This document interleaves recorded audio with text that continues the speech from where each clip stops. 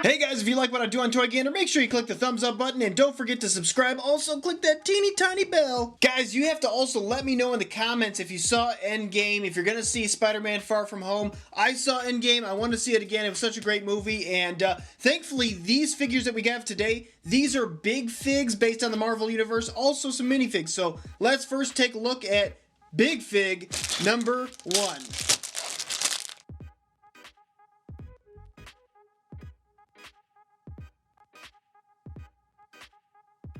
Alright, so this is a figure I'm going to get right this time. So I did a video probably about a year ago or so that it was the top 5 customizers and they did a custom Iron Monger, but I called him the MK1 and oh my goodness, the hate I got. Toy Gander, that's not the Iron Man 1, that's Iron Monger! What's wrong with you? I hate you, Toy Gander! Iron Monger, this is a custom big fig, obviously not official Lego, but I have to say, this is the reason why I actually enjoy reviewing some of these knockoff Lego Big Figs.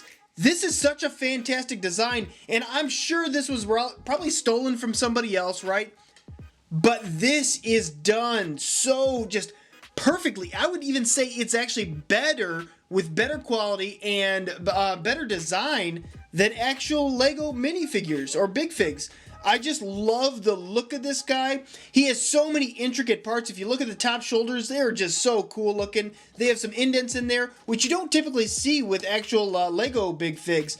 I love the face. He's got the menacing looking eyes. You can see right there, it's got the shimmery blue for the paint on the front of the torso. That looks great. The part that's honestly a little bit hard to notice, but it makes a big difference. Look at this little Gatling gun on the side here.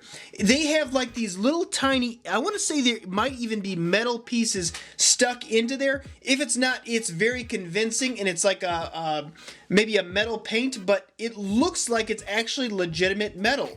I'm just so shocked at this. There is another Gatling gun on here. Like, this is maybe a missile launcher. This is probably a Gatling gun. But these are additions, and you just unplug them and plug them back in. I will say the connection's not the greatest, but once you have it in there, you're probably not going to take it out. There's no point to. You could even dabble a little glue on there or something like that. Overall, great design in the front. Let's look at the back. And here's where it's like you just takes it up a notch, because you would think like the back, who's going to really take a look at that? Well, they actually did a bunch of custom painting on the back, which I'm kind of shocked, you know? It has this shimmery silver over the matte silver, and it just gives it a lot more detail. Kind of fleshes out the character a lot better. Obviously not made out of flesh, but I'm so pumped about this. I have to say, this is probably my new favorite knockoff Big Fig, and maybe even if you include regular Lego, Bane's probably my favorite, and then right up there with this is this guy right here. So great start to these Big Figs. Big Fig number 2.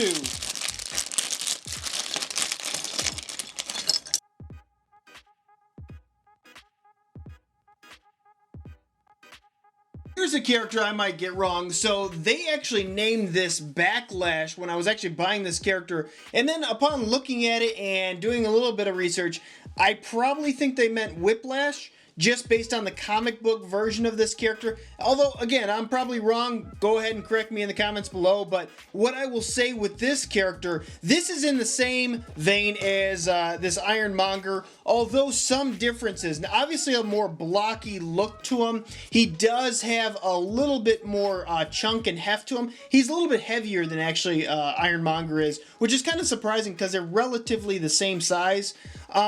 Looking at the front torso, a lot of detail going on here. Obviously a little bit more mechanical. He has some great printing on the eyes, which kind of give like this, I don't know, highlighted or lit look to it without actually lighting it up.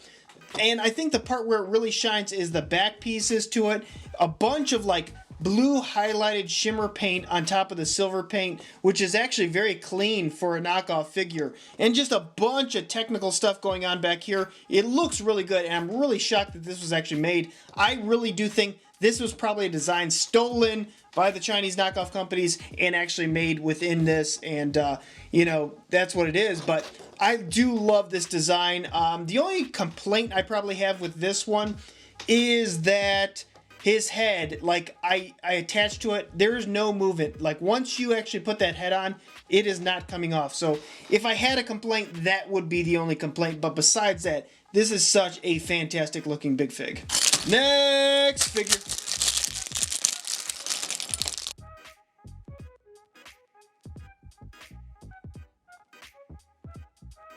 This character's name is Korg. He started off in Thor Ragnarok. He's actually a relatively minor character, but he really made a lot of the jokes and the puns within that movie. And then he also made another appearance when he was in Avengers Endgame. Spoiler alert after the fact. I made this based on what I kind of thought, or at least I remember what his actual weapon was. That could be way off, but the weapon's not the important part. What the important part is the printing on this character, and it's done with actually pretty great detail and intent. I do like the overall design on this. The only thing I would say, this looks great, great transition. The overall printing actually looks very Lego-esque, like Lego actually made this character. The problem is that I think he should be a Big Fig, and if you look at that, him compared to some of the other characters within the movies, he definitely looks more like a Big Fig. And the only other complaint is it's kind of a harsh transition from the side right here on the legs to the front and the back. If you take that out of the mix, it's actually done very well, and I do like the look of this character, and I mean, it just looks very close and reminiscent to the actual movie. Next figure.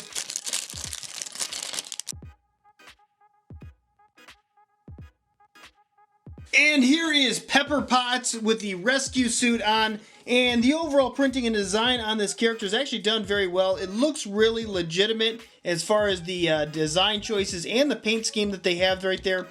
And the unfortunate look-alike here is the actual painting of the face, which shows up. This lighting kind of gives it a little bit brighter, but it is fairly dark for the face. And that's the same problem that Lego's had in recent years, just painting like those beige colors on top of dark print or a dark Lego mold. And it just shows up very bland in this right here.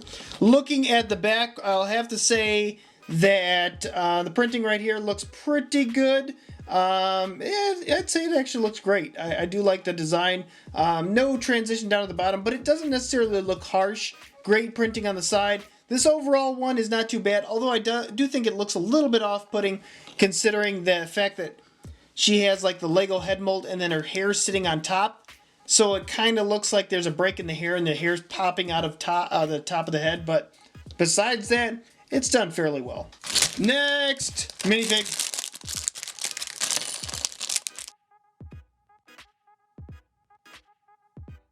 Wow, guys. So this was supposed to be Thor, and this was after he lost his eye and got the Stormbreaker. And, you know, I was like, hey, this is a pretty cool figure to review.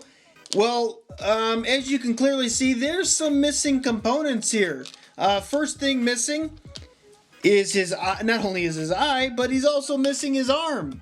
There is an arm that did not come with this set, but instead they included 4 hands, so that's cool. And then also an incomplete Stormbreaker set that you can't actually put together, which is really unfortunate. This is actually a brand, XINH. I've seen this brand before online, but I don't think I've actually ordered. I probably have ordered from that or got that brand before, but clearly there's some inconsistencies right here just as far as the packaging. And that's kind of what you get when you get some of these knockoffs. You don't know if they're going to be good or bad. And it's not but like buying Lego where you know the consistency, what you're going to get. This is kind of, it's all a toss-up. You're flipping a coin every time you buy it. And clearly, I flipped and got tails on this one. Next minifig.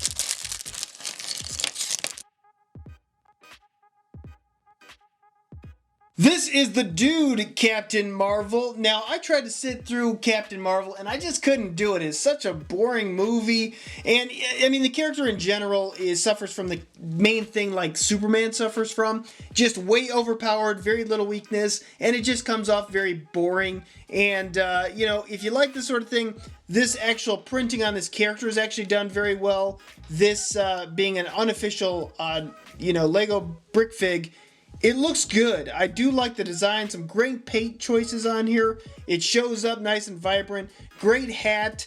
And he also has dual molded legs, which you typically do not see within the knockoff universe. So with that being said, the only downside is the eyes kind of barely poke through, so it looks like he's not seeing out of his mask. But if you like smush it down, you can kind of see the eyes there. It's kind of hard to see them, but they are there. With that, you know, it's an alright character, I'd say. It looks halfway decent, at least. Next big thing. This is Iron Patriot, and I'm a big fan of this. In fact, I really do love this design of it. Now, there is probably a couple things that might turn off a few of you enthusiasts out there that might say the scale is off, particularly with the face, right? Because he's not like a big figure. He might have a big mechanical suit, but that, you know, in comparison with a minifigure, it kind of throws the scale off and it doesn't look quite legitimate. But I'm willing to look past that, particularly in the fact that this actual big fig looks amazing. I really love all the detail on there, and I have to hold the character up because my camera's on a tripod and it actually doesn't go low, and he naturally wants to look down, especially when I put the mask up. You can kind of see I have to hold him up, so you can't really maneuver around. There's no articulation points there. But this character looks so cool, and I'm just willing to look past some of those flaws just because there's so much detail on this. Whoever made this, I think this was Korg Company. I could be wrong on that. I love this so much more than the ones I reviewed not too long ago, which is this one right here. And this one just came off like a cheap McDonald's, you know, Happy Meal toy. And, you know, you put it in there, it feels cheap, looks cheap. It doesn't look quite right when you take off the character. His like mask goes like this, and it just doesn't look Lego-like.